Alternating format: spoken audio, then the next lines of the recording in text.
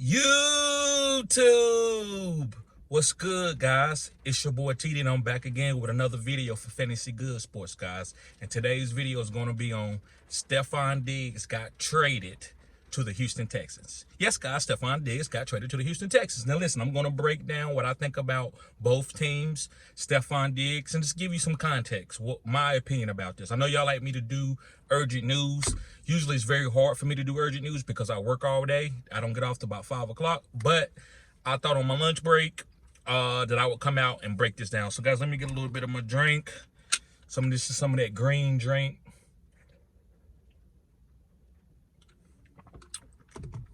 Okay.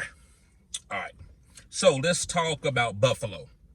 We all know the last 2 years that Josh Allen and Stefon Diggs have been arguing and fussing at each other on the sideline doing games. I ain't see Josh Allen really do too much because he's the quarterback. He couldn't retaliate. You can never retaliate, especially in this racial sensitive era. And a lot of people are scared to talk about it. A lot of channels don't talk about it, but I talk about it because I'm real. You know, my brand is 100, and I keep it real. So it wasn't a black and white thing, but they couldn't really. Josh Allen really couldn't speak back. Now, Josh Allen did miss Stefon Diggs plenty of times, but you don't show up your quarterbacks, and I learned that through Shannon Sharp.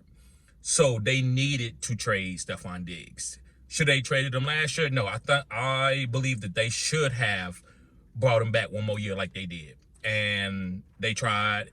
They was almost there, and they got beat out. So they needed to move Stefon Diggs because it was going to be a big blow up. Josh Allen wasn't going to keep taking it. Stefon Diggs wasn't going to be keeping the hush mouth. His brother was even speaking up. Trayvon was speaking up, saying that Stefon didn't want to be there. So they needed to make that move. Now, let's look at Buffalo. Let's look at the weapons. He got Khalil Shakir. He got Dawson Knox. He got Dalton Kincaid. And that's about it. James Cook value through the roof. James Cook is now a second round pick to me. James Cook is going to catch passes, and he's going to be used a lot in the run game. Now, is he going to get all the goal line carries? No, I don't believe that. They never going to get him all the goal line carries. They want to manage his carries, but they're not going to manage his touches. I think he's going to get 15 touches a game. As long as his body don't break down, he will get 15 touches. So I love James Cook. That's the guy who shot up to me.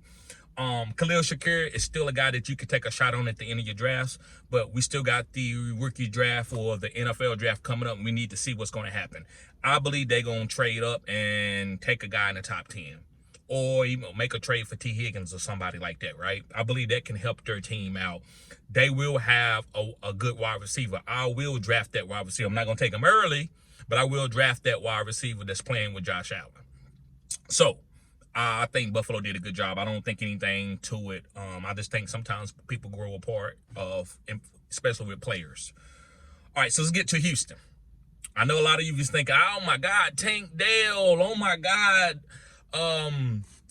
Nico Collins. And I would say I love it. I'm still drafting Nico Collins at the same spot.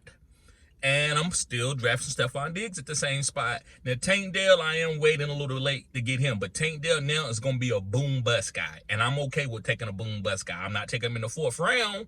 But in the 6th round, 7th round, I still would take Tank Dell. You don't let...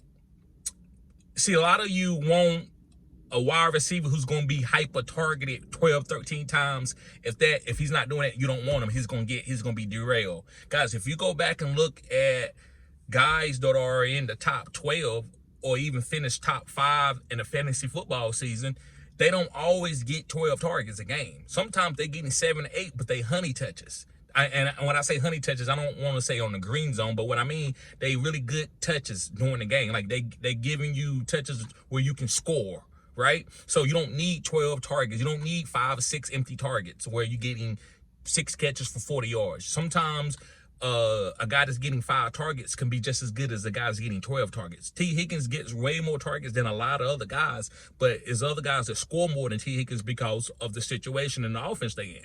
So I love Stefon Diggs. I love Nico Collins. I'm still taking Nico Collins before Stefon Diggs. I'm still taking Nico Collins at the beginning of the 3rd round and maybe at the end of the 2nd round. Just depends on what's left on the board. I still love Nico. You don't want a guy getting all the targets. That team you can be double teamed. That's what happened with Jamar Chase. You want other good weapons out there. That way, every time somebody is being targeted, they one-on-one. You don't want guys being double teamed. So I like Nico Collins. I'm still taking him. Joe Mixon still just another running back. Like they Jags. Running backs are Jags. Unless you top 5, you're a Jag. So you just stash, you get Joe Mixon, buy him low. And if you draft him at, kind of in that dead zone, like 6th, 7th round. Don't try to overdraft these guys like Joe Mixon. But Nico Collins, you still draft him as the number 1 wide receiver. He's still going to boom. He's going to even be better now. You're not going to be the double team Nico. Stefon Diggs, guys, is older. I don't think he's 4 years ago, Stefon Diggs, but I still believe that he's a 1,000-yard wide receiver. I believe Tank Dell could give you 800 yards, 7 touchdowns, especially if he healed correctly, right, off the broke ankle that he has. So CJ Stroud to the moon. You have to put C.J. Stroud probably over Patrick Mahomes right now in fantasy. Not in real life, in fantasy. Maybe you pivot and you don't take Lamar Jackson or Josh Allen and you wait to get C.J. Stroud, right? I think that's okay. If you want to take C.J. Stroud as the number 1 quarterback, that's okay. There's nothing wrong with that. That guy got plenty of weapons. This team is ready to boom. They got a good running back. He's solid. Like I said, don't overdraft him. So guys, everything is fine. Don't overthink anything. You just like, okay, now Stefon Diggs got an opportunity and the quarterback gonna hyper target him. He's still a top 24 wide receiver to me. He's never been a top 12 guy in my book where I was drafted. Now, did he finish top 12? Yeah, he finished top 5. But down the stretch, he would always pivot off with Buffalo because of whatever reason, mainly because they didn't have nobody else and defense would just funnel towards him. I don't think that's going to happen now. That's why I like what's going on. I like a team full of weapons. I don't want a team where they ain't got nobody else but 1 wide receiver and they're just going to give them a bunch of raggedy targets. That gets you beat in the fantasy football championship because teams change and they start changing up their defenses and trying to specialize on stopping your wide receiver or your running back. If you ain't got nobody else to pivot off of, then he's going to be struggling. So now you can't just double team Stefon Diggs. You can't double team Nico. You can't try to stop Tank Dell. You can't try to stop the run game with Joe Mixon. Or you can't just try to, okay, let's play cover 2 against CJ. Like, he can beat you so many ways now. So guys, thank y'all for tuning in. Make sure you hit the like button and subscribe to this channel. This is cutting edge content.